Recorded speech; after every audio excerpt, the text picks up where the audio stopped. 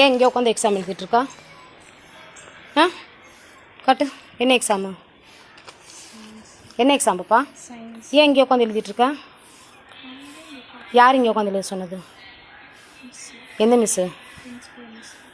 Principal மிஸ்ஸும் உனக்கு இங்கே உட்காந்து படியில் உட்காந்து எக்ஸாம் எழுத சொன்னாங்களா? ஆ இதுக்கு முன்னாடி எப்போ எழுதுன எக்ஸாமு?